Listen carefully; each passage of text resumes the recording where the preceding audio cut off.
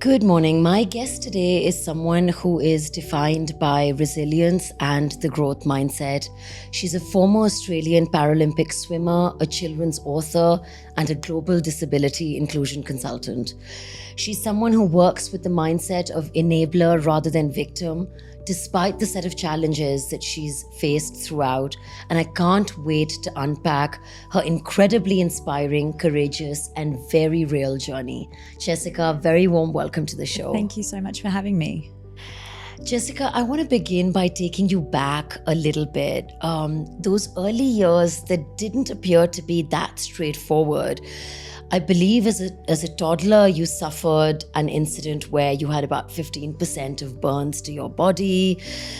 You've also said that you were aware that you didn't look similar to other people. And you said something really interesting along the lines of, but there was a part of me that tried to push it down because I still wanted to be accepted. I still wanted to be part of my family, be part of society. And when I read that, I felt, gosh, like so many of us in different shapes and forms have felt that at some point. And then, of course, you lived with 3 brothers, which I imagine was in and of itself eventful. So let's start there, Jessica. Talk to us a little bit about the early years and what you recall of it.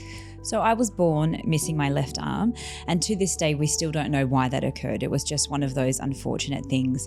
But the doctors advised my parents to have me fitted with a prosthetic limb from as young as possible, thinking that it would help aid my growth and development as a child. Now, of course, the technology back in the early 80s is nothing like what it is today. Sure. And the arm that I had resembled more of like a claw.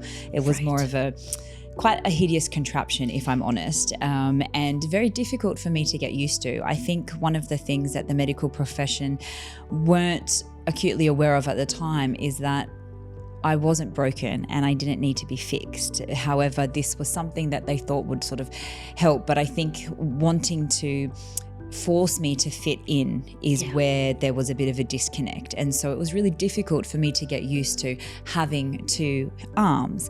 And one particular morning I was in the kitchen and my mum was making morning tea, and being a curious toddler, I was only 18 months old, I noticed a plate of biscuits on the bench. And so I snuck over and I reached up with my prosthetic arm to take a biscuit. Now, because I couldn't feel or detect heat, I didn't realize that I had knocked the kettle, which had just boiled.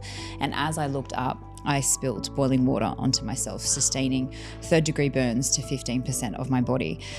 Now, at the time, I was rushed to Sydney Children's Hospital, which is where we were living. I underwent immediate skin grafting. So I've had skin removed from my thighs to replace the skin that was lost on my neck and chest. So it was a very, very traumatic experience.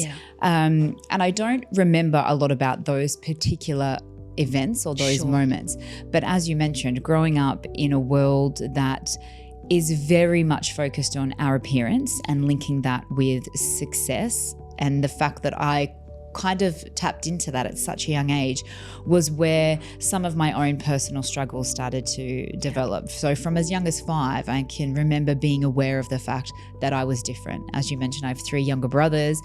None of them have a disability. No one in my family has a disability. And so I was trying to make sense of my identity from the moment I could talk, trying to understand where I fit in. And I think that that has been a journey that I've been on my entire life and will forever be. And what I've tried to do is then involve people in that conversation, to include them, because as you said, so many people can identify with that and can relate on their own personal level. And so it's a forever journey, but where I am today is because of my disability, not in spite of it. I love that. That is so empowering. Absolutely. Jessica, and then starting school, I want to talk specifically about bullying, which is every child and every parent's nightmare. We were just talking about our kids before we rolled, and it's inevitably something that many kids will go through, that many of us have gone through and will continue to see.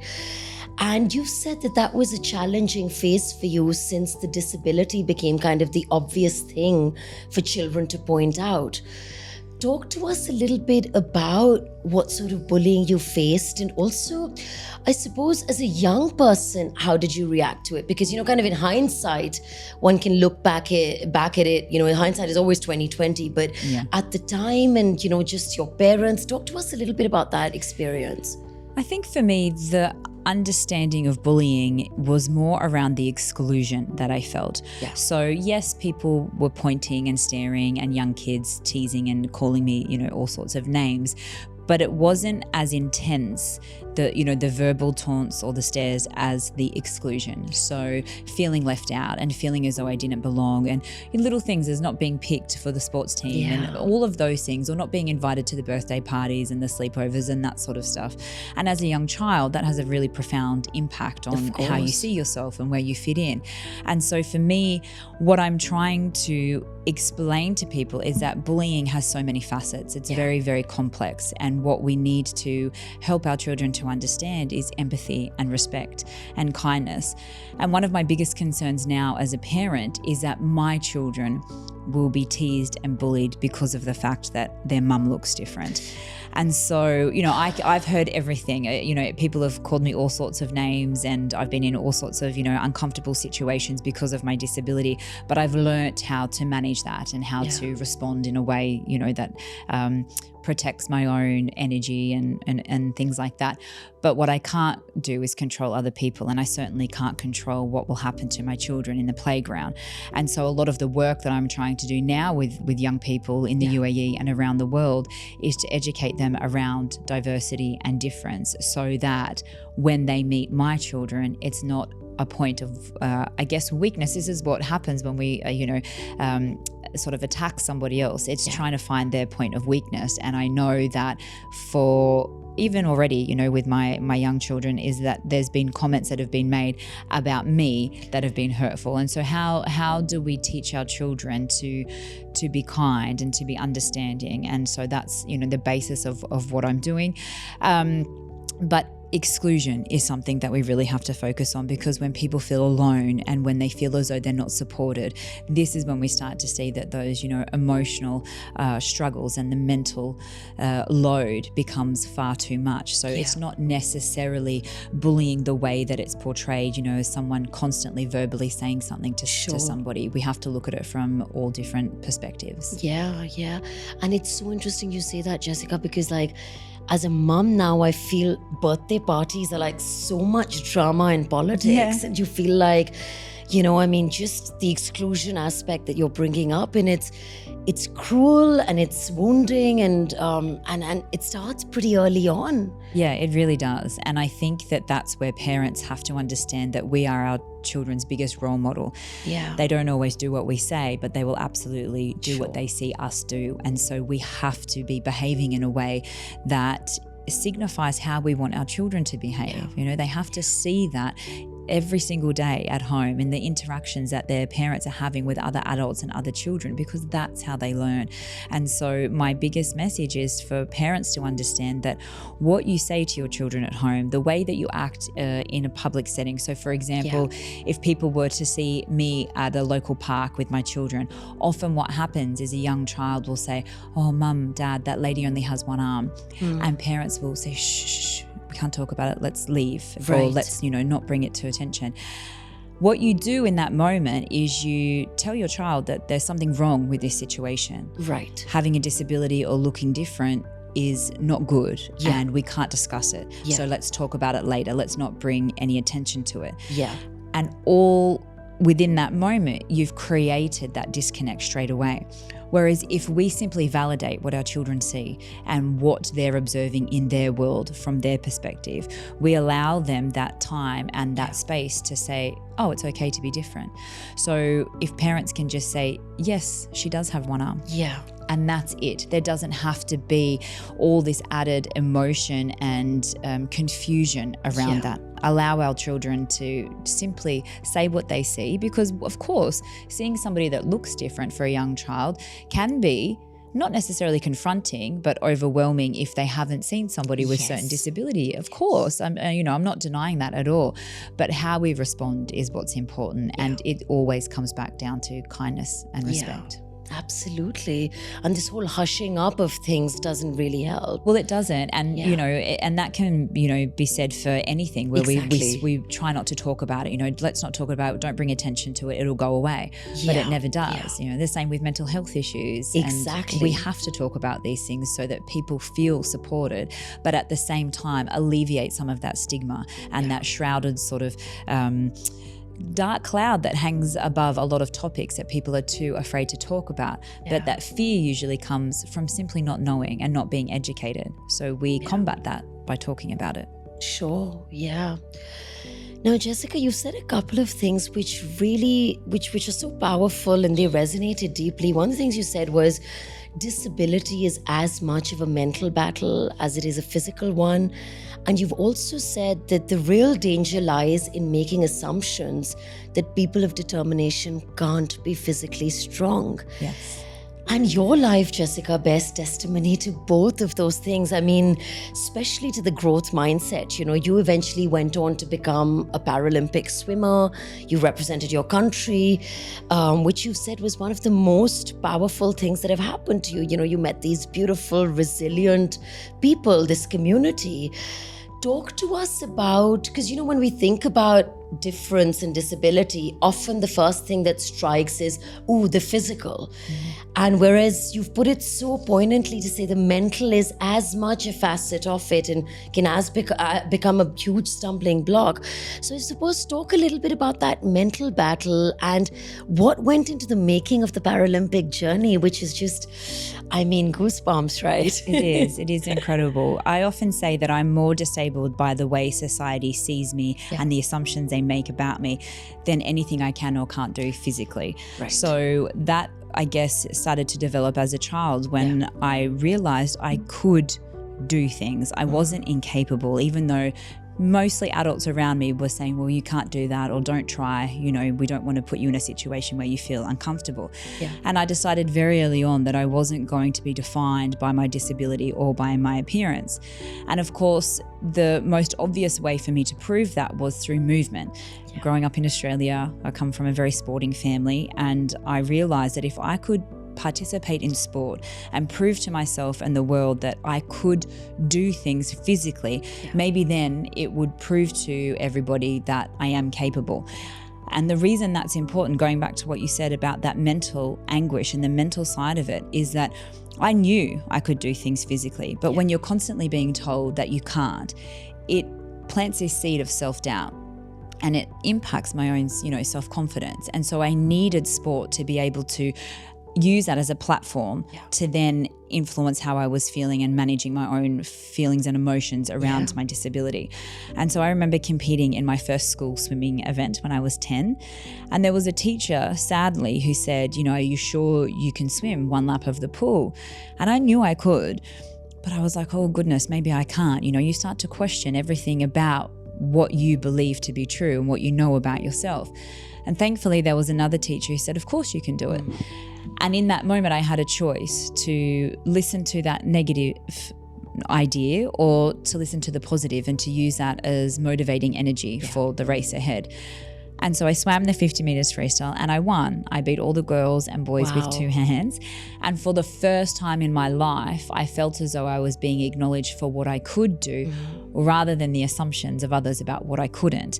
And it was a phenomenal experience. It was literally just a school carnival, a school event. It wasn't a massive competition, but I felt so proud of myself and so elated and excited.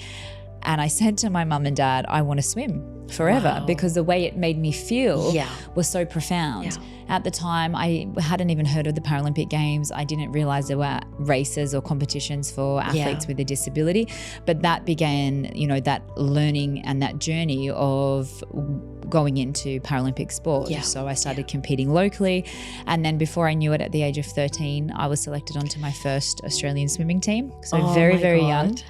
And I continued to represent Australia for 7 consecutive years. And it was honestly the most amazing experience of my life, being able to travel the world wearing the green and gold colours of Australia very proudly, and really being able to elevate myself out of that mental anguish of feeling as though disability was still seen with so much stigma and so much negativity and toxicity that swimming gave me an opportunity to give myself a voice. However, it was also during that time of just being an adolescent girl and wanting to fit in and wanting to be popular. And so when I was away from swimming, I felt as though I was still too different to be accepted. Society still didn't understand that disability was just another point of difference, and that it had a very negative impact on my overall well-being. I started to develop eating disorders and mental health issues, and when I reached the highlight and the pinnacle of my swimming career at the Athens Paralympic Games, it was also when I guess my body failed me and my eating disorder had become too profound, and I was forced into early retirement at the age of 21. And I was one of the members, or I was supposed to be a member of the relay team. I was supposed to medal in 3 events at that particular Paralympic Games, but I was the only member of the Australian swimming team who didn't make a final. Right. And that was excruciating for me to deal with physically, emotionally, mentally. And when I returned to Australia, it took me years to be able to articulate that and even verbalize that. There was so much shame for me personally. And then being able to work through that and then draw the parallels from my swimming career and realize that I had developed such a great level of resilience, such a great level of understanding and empathy towards other people, that these were skills and values that I needed to be able to transfer and work with in some other way. And I'm glad to say that that's sort of what I've been doing ever since. Yeah, wow. Oh my God. And I love the fact that you speak about it like in a less than perfect way, because we love to just position that side which is worked out and which is all just neat and sanitized, and wow, yeah. Exactly. And I think for elite athletes, especially at the Olympic or Paralympic level, to win the gold medal, is phenomenal. But there's so many others that have got so close, so close, who just miss out, and they all have a story. And I think that for a lot of the conversations I've had sort of throughout my swimming career and into retirement is wanting to hear some of those stories, to hear that, you put in just the same amount of training and the hard work and all the dedication, and to miss out by a few 100ths of a second. What does that do to a person? How do you recover from that? Sure. I think that is sometimes more relatable than continually winning, because I do believe that we learn so much more from our failures than we do from our successes. Absolutely. I couldn't agree more. Now, Jessica, I want to talk about family and motherhood. You're a mother of 3 young children, and you said that your motherhood journey inspired you to create a series of children's books about disability and acceptance. And, especially since the resources around these things as you were growing up were probably scarce, I imagine. Yes. So talk to us about the experience with motherhood so far. And what I mean by that is, like, your journey is so rich, Jessica. What are you passing on, and just even beyond that, what is the experience with motherhood like? And then also talk about creating the Just Jessica series, and sort of what is the power of storytelling that you're really hoping to unleash with something like this? Motherhood has been an incredible journey. As you said, I have 3 children, an 8-year-old, 5-year-old, and a 3-year-old, and they teach me so much every single day, and it's very, very humbling. But it was when I was pregnant with my daughter, who is now 8, that I realized there was such a lack of diversity in the children's books that I was seeing. Now, thankfully, so much has changed over the past sort of 8 to 10 years, because we do see so many beautiful books that talk about so many wonderful issues. But at the time, I simply wasn't seeing it. And as you touched on, I had been developing this platform of storytelling, mainly with corporates and community audiences. But I thought, how could I instill this same important message, but for a younger audience and for children? And so I went away and I thought, it would be so wonderful to create a children's series or a children's book that talks about my story, but in a fun way, in a light way, with that same messaging. And so Jessica Goes to School is the first book in the series, and it's literally about my first day at school. But again, something so relatable for all children, feeling, they're meeting new people, they're in a new environment, what does that actually feel like? And when you're the different one, how do you fit in? But then realizing that, in fact, we're all different. And so we're all experiencing those same things. And then, that was the first book, and writing that itself was such an amazing journey. It took a long time, not as easy as what everybody thinks. I will just write a children's story.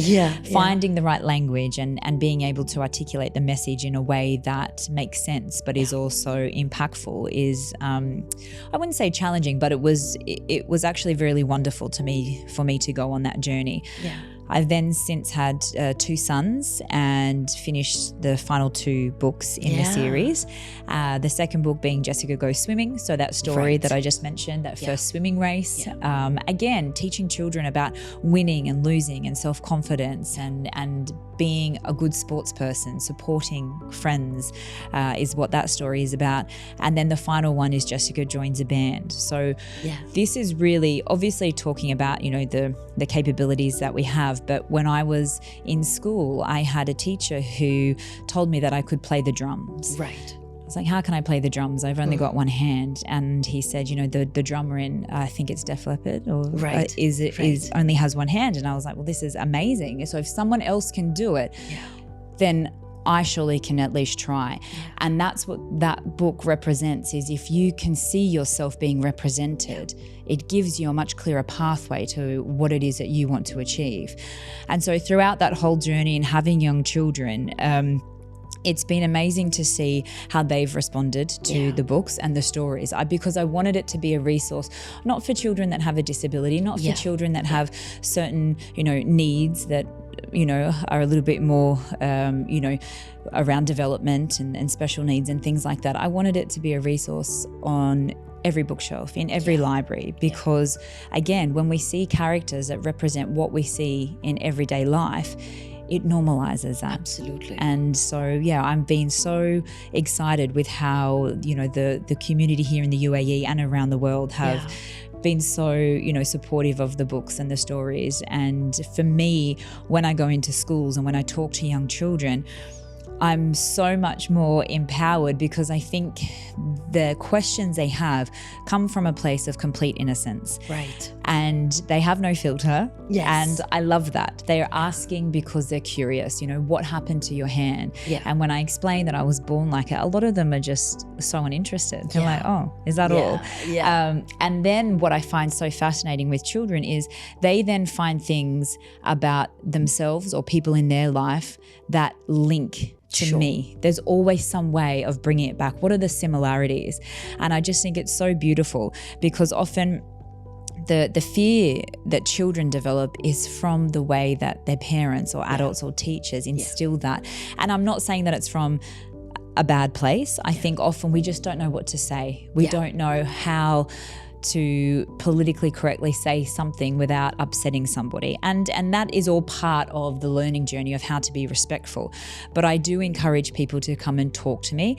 Not everyone with a disability wants you to come and ask some questions, and that needs to be respected as well. But certainly for me, I understand that if I want to see change, by being part of that change is very important. So I have to be willing to be able to be part of the conversation and share parts of my journey, which I hope, and I do know based on, how things have evolved over the last few years, do help the perspective and shaping the mindset of younger children around their perspective on the world. Yeah, absolutely. And Jessica, storytelling is such a powerful way to do it, because it's precisely like you said, it's entertaining and fun without being preachy necessarily, and sort of then lands with kids. And it is very much about people beyond, being different in that one particular way to also read it, because that's the whole. And often, you'll come across people with really good intentions, but just kind of still tiptoeing around it, because it is hard, to kind of sense what is the right language, how much is too much. And of course, this kind of depends on the situation. But and then the last thing on this that I want to say is that I hear you on writing children's books not being that straightforward. straightforward, because I think there was a sense of, oh, this is just a children's Easy. book. It would be, not at all. No, even my husband, he was like, "Oh, that's a great idea. You'll write that in a weekend." And like a year later, I'm like, "No, it's not that simple." Yeah. But yes, exactly. You know, I want this to be a conversation starter. Use these books as a resource to be able to have some difficult conversations. And that's why, you know, I go into the schools, and I'm happy to go to every single school in the UAE to be able to say, I'm here to help start this conversation, to give you some dialogue that's going to make it easier to talk to children about these issues. But most often it's easier with the children, you know? And so I think that we can learn so much from the way they view the world, and they don't see difference the way we do. They honestly don't. Obviously they see difference, but the emotion behind it and the meaning behind it hasn't yet developed. So we have to be so careful as to how we help them to frame diversity and inclusion as they grow up. Now, Jessica, on a slightly tangential note, the other aspect of your life that really fascinated me was that did you apparently convert to Islam some years ago when you got married? And I knew a lot else about your journey, but this was news to me, and it was fascinating. And if you don't mind, I want to ask you a little bit about what that experience has been like, and just what role, if any, has, you know, whether you want to say religion, spirituality, some sort of cosmic power, what sort of role has that played in shaping just your perspective, I suppose? I think as I've gotten older, I like to think a little bit wiser as well. For many years, I was angry at the world and everyone and everything. You know, I didn't understand why I was living this way and born this way, and trying to find my place in the world. And so you talk about, you know, the energies and religion and all of these things. I started to really want to understand something more powerful than me, more higher than me, something that I knew existed but couldn't really place when I was growing up. I was, you know, baptized Catholic, grew up in a very strict Catholic family in Australia, and religion was important, but it also started to wane for different reasons when myself and my brothers became teenagers. And so I wasn't a practicing Catholic. And then when I met my husband about 10 years ago, it was an introduction into a new religion, a new culture, a new way of seeing things. And I think that's important because for me, I feel as though I have a lot of empathy towards people who are different, right? And so my understanding of how I approach differences to the way I've been brought up was through curiosity and intrigue. And obviously meeting my husband, religion wasn't the first part of the conversation. You know, it was probably something that came up much later. And as, you know, we developed in the relationship and wanting to get married, it was discussed whether I would, you know, convert to Islam. And at the time I wasn't sure that I would do that. So it was a lot of soul searching, a lot of research as well. And then talking to my own parents, who my father had converted to Catholicism for my mum, which I didn't realize. And so too had my grandmother for my grandfather. And so I realized that this isn't something new. It was just about obviously a different religion, but the whole idea of wanting to be united in values and morals and the way that we raised our children, and embracing a different culture and embracing a different understanding was something that would benefit us as a couple and also on our journey in our family. And so, you know, to be completely honest, it was also from a place of love. I think, you know, it's important to state that because there was a part of me that was also stubborn to change as well. But I realized that stubbornness or that hesitation was coming from a place of fear of the unknown. And then realizing that if I was able to let that go and embrace this next chapter of my life, something different that I knew was going to benefit me and my entire family, then why not? And so it's, again, a forever journey, you know, and I think moving here to Dubai and the UAE has been so wonderful because it allows me to understand more about, you know, the religion and culture that I wouldn't have had we stayed in Australia. You know, I think that it would have been much easier to just not have that as a profound part of our life. But here, even learning from my children who are doing Islamic studies at school and understanding how they're learning about it, I think is really important. But it's about being united and making sure that the morals and the values that we instill in our children are what we believe to be true as individuals and as a couple. Yeah. Now, Jessica, you touched briefly upon, the eating disorders, and you touched upon that a little earlier. And body image is obviously the other big issue that you focus on. And you said that you were eventually able to break free from your own struggles with it in your 20s. And what I found really interesting was how you sort of frame body image, because for the layperson, there's this sense that it's just about this one-dimensional way of imagining it. But you've said body image is how we think and feel about our appearance. It includes race, gender, ethnicity, so much else, right? And then it's all those things that make up how we feel about the person that we are and the reflection we see in the mirror. So talk to us about tackling, those issues in your 20s. And now you're this internationally recognized advocate for positive body image. So talk a little bit about that journey. So for me, as I've discussed, there were the eating disorders and obviously the disability, but also I realized early on that as a white Australian, I have so much privilege just by saying those two words, which I wasn't aware of in my 20s and in my adolescence. I thought, I wanted everyone to feel sorry for me. I wanted everyone to help me. I was angry at the world. And then I don't know if there was just one thing that helped me to see it differently. But I think working with many different people and understanding that body image through the work that I was doing at the time with adolescents in Australia and with different foundations was that it wasn't just young females who were struggling with body image. It was young men, it was older women, older men, people who, my background is in science and I worked in clinical oncology for many, many years with patients. And a lot of the I got into a lot of trouble actually because I was supposed to just be very clinical, but I would sit and talk. And then I realized that so many of the issues that they were facing around their cancer treatment were to do with body image, how they saw themselves throughout this period of their time and of their life, and then it made me realize that body image isn't just about fitting within the society's parameters of what beauty is. It's how we think and feel about ourselves at different stages of our life. And then I realized that, of course, culture and ethnicity and gender and all of these things are part of that. And meeting new people and storytelling and listening to other stories was all part of my awareness and understanding that, body image is a lot more complex and complicated than we really understand it to be. And that sort of is a good segue into, I want to talk about social media because it's hard to not bring that up. And of course, we're in a time, Jessica, where on the one hand, it exacerbates insecurity and kind of unrealistic goals.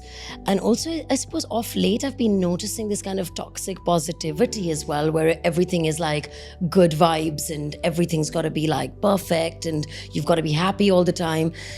But on the other hand, if you think about it, it is also a way of sharing and community and kind of, offering a voice to a lot of people who didn't have one before, and staying on body image, also that little inching towards normalizing different body types and then, of course, mental health as well.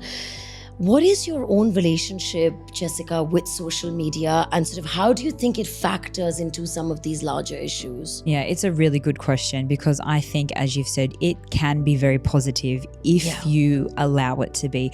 So you said quite rightly that it's given a platform for so many other people who may not have ever been able to share their story. I would never have been on the cover of a magazine or even in a magazine had it been before social media. People weren't seeing diversity. And social media now is a platform where people can share more about themselves, more vulnerability. And I think at different times, yes, it can become toxic if it's too much one way. But what we've seen, especially in the disability community, is seeing more disability. yeah. And I know that it might be confronting for some people at the beginning, but then the more you see it, the more normal it becomes. And so I think with social media, I have a love-hate relationship because there is toxic positivity, and we have to educate ourselves around it, Noah. So that's also a big component of, especially the conversations I have with parents, is we can't ignore it. Yeah. In many cases, we have to be one step ahead so that we can support our children, because it wasn't a world that I grew up in. I didn't have that constant bombardment of images. I think even before social media, we were seeing 500 images a day just in billboards and television about a female's appearance. So now it's amplified to a degree that we can't even possibly imagine. The weight loss industry is a multi-billion-dollar industry that plays on the vulnerabilities of people who feel as though they don't fit within those parameters that society has set. And so with social media, what we need to do is encourage and empower young women and men to follow people who make them feel good. And that's where it is. We have to allow them to be able to own that power, is that you can unfollow someone who you feel is not being honest and not being genuine, but give them the power to say that you have to make that decision. And I think that's where it's getting very tricky for a lot of young people, a lot of people of all ages, to be able to identify what's real and what's not. And also even that conversation, people say, well, this is the real me. It may not be the real you, but this is how I present. This is how I identify. And so that can be very challenging as well. But certainly, as I prepare for this with my own children, it's very daunting, and it is going to only get worse in some aspects, but we have to educate our children so that there are pathways where it can be used as a positive. And it is happening. There are a lot of accounts where people are sharing the good, the not so good. But I think what happens is when we go too far either way, it can become toxic for sure. But the way around that is through literally educating ourselves around how to share. And I read something the other day, I can't remember who it was, but we shouldn't be going out trying to find an event or something in the day to post about. If our day and if whatever we're doing that day creates an opportunity for us to then post and share that, that's what we need to be doing. I think we've gotten way too caught up with trying to create situations where we think, okay, now, this is what I'm going to be doing today in order to post and share something. And I think that's where we get into a lot of trouble. Absolutely, Jessica. I mean, I can't agree with you more. And it's also something that really will stay with me because the best of us sometimes succumb to that, and I think especially when you're traveling and things like that. And I mean, it's just really changed my experience of watching people travel, because I feel like wherever you might be, it's great to do photographs and things like that. Everybody wants those memories, but I feel like that's become like the first 10 things on the priority. Absolutely. And I completely love what you've said about not crafting situations to fit into that, but rather the other way around. Exactly. If an organic opportunity occurs, great, but that can't be driving your schedule every single day. No, and I think sadly it is. And let's be honest, for a lot of people here in the UAE, there are a lot of influencers. There is a lot of people who do succumb to that. That is their culture. And we also have to understand that that is a way that some people make money as well. So, there's always two sides to everything, and it's not about being judgmental or critical, but from our own self-preservation and self-respect to be able to know, well, am I posting this, or have I done everything in my day in order to get photos, or have I gone about my day and enjoyed it and there's been an amazing opportunity to take a photo that I want to share? I think that's the difference. But we're very much in that at the moment where there's a lot of grey area. But I do find that there's a lot more conversation around this at the moment. And, I just assume that nearly every image that I see has been filtered or changed or enhanced in some way. If we can look at what we see on social media with that in mind, it then, for me, I'm not as phased as I used to be. I used to think, oh my goodness, I want to look like that, or wow, look at that, experience or that trip. I think there was a show on Netflix where they showed what the influencers were actually doing or where they actually were, and there was this lady that laid down with like all these flowers in her hair, and she said that she was in Bali, but she wasn't. She was just in her bathroom. And so and that's why the education part of that is really important, just so that we can be a little bit critical and say, oh, is that really what I'm seeing? training. Sure. And then not necessarily judge the person for that, but understand the industry. Yeah. And then it takes away, I guess, that personal sort of level of attack, which we often see, and creates that toxicity. Absolutely. Yeah. And last couple of questions, Jessica. You've sort of touched upon this throughout, and just a quick glance at your journey, I think, will signal that to anyone. But what goes into the making of a mindset that doesn't focus on victim, but rather on enabler? And I love the fact that you were honest enough to say that perhaps it wasn't always like that. Like, there were moments you were mad and felt it was unfair or whatever, where the idea isn't for people to feel sorry for you, but rather that, the difference kind of galvanizes you into doing something more significant as you, and lots of rather things. Talk about that sort of switch. For me, growing up, I had a lot of humbling experiences from my own family and my brothers. There was no way they were ever going to put me on a pedestal just because I had a disability. And I'm grateful for that. Yeah. So there was no special treatment. My parents were like, we don't feel sorry for you. If you can't tie your shoelaces, we're going to show you how we do it. And then you're going to have to find your own way of doing it. Right. So there was a tough love approach, which sometimes worked, and I'm very grateful for that, but it certainly helps me with my mindset, because there were obviously very dark days and times where I was very depressed and very sad, especially throughout my adolescence, and the eating disorders and things like that, and really just not feeling as though I would ever be good enough for anyone, anywhere, ever. How do I get through that? I think it's a mindset that I believe I was born with, and I think that some people are. It's an innate ability to be able to say, no, I'm going to push back against these boundaries, and I'm going to push against the status quo. So I feel that was always there, but at times I haven't been able to give myself that voice. I've felt it, but I haven't been able to say, hey, this is exactly how I feel, and this is what I think, and this is what I'm going to do. So there's been different time points where I've allowed myself to feel a little bit more vulnerable. But then there's been other times where I'm like, no, I have to give myself a voice here. I have to stand up for myself.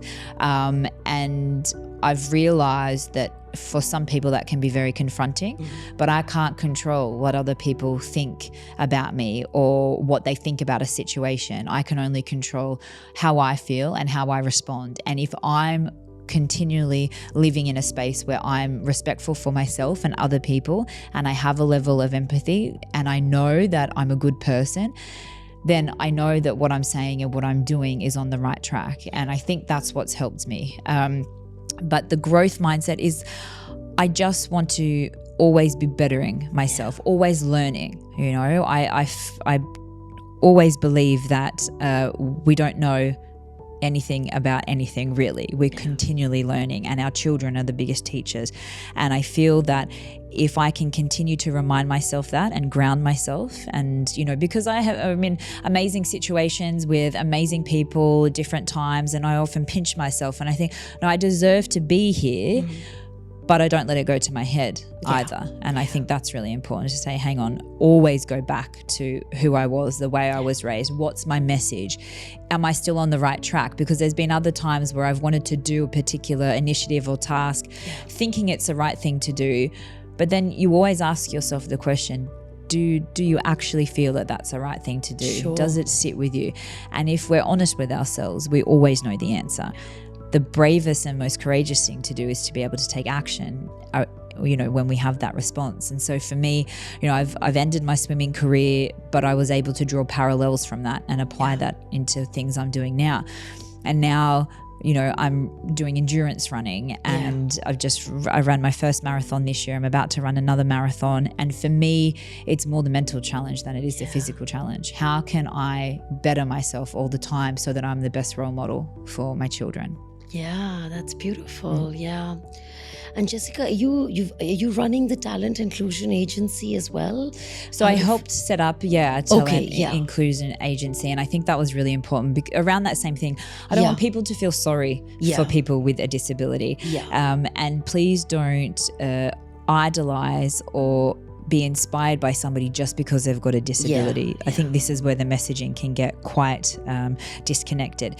If somebody with a disability is doing things and achieving things that are, phenomenal, then of course we can be inspired. Sure. But often there's this notion that we need to constantly be over compensating and saying so many wonderful things to somebody with a disability, but that can also have a negative impact as well. It puts a lot of pressure on people with a disability. And I think that was sometimes my driving force, is that, well, you're good at swimming, you'll go to the Paralympics.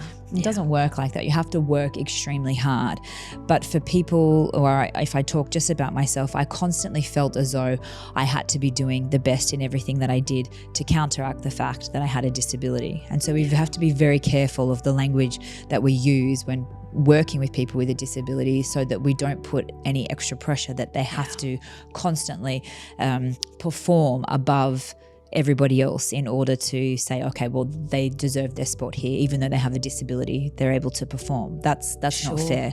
And so with wanting to create more opportunities in the workplace for people with a disability, in mainstream media, we want to see more diversity. And so that's why, I helped create that idea, and that there's a lot more happening here in the UAE, which is fantastic. There's, the government is doing so much. There are amazing organizations who are really starting to understand the need for disability to be included in that conversation with diversity.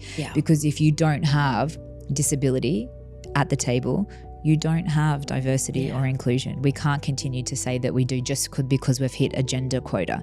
There's so much more that needs to be part of that conversation. Yeah.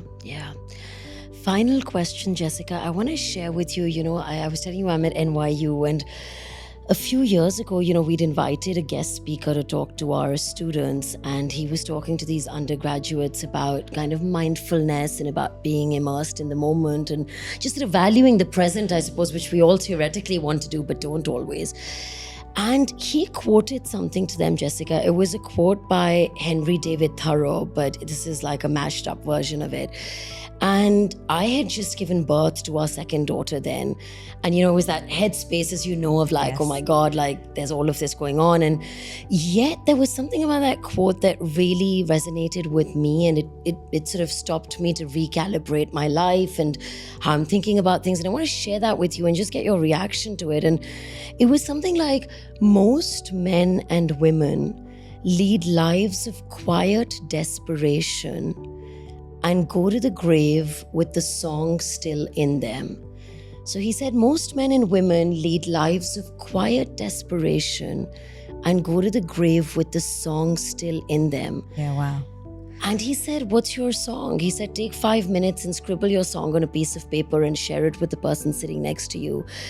And I'm not sort of saying, tell us about your song or put that pressure, but everything you've just spoken about kind of, that's what I distill from it, because we all have moments of quiet desperation, and the ability to sort of unearth that song or songs, or just put yourself on that journey.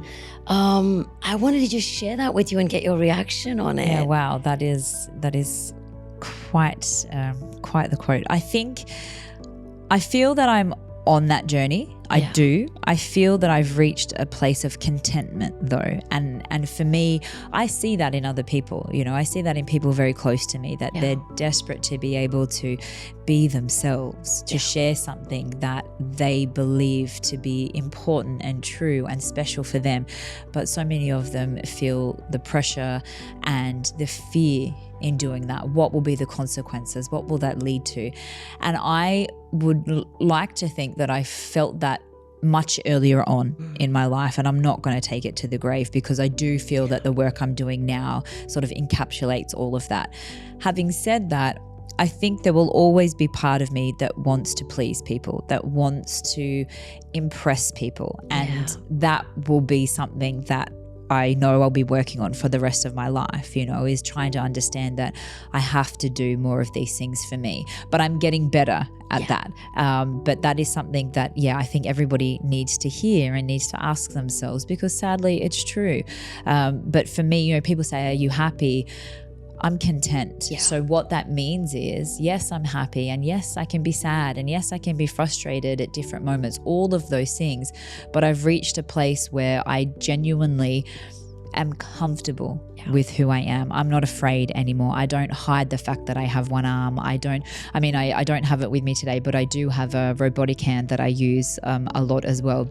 It's charging, but I could have opted to have like skin colored silicone over that to make it blend in, but I don't. I make it look as robotic as possible because I want people to see that I'm different, and I want people to know that I'm comfortable with that.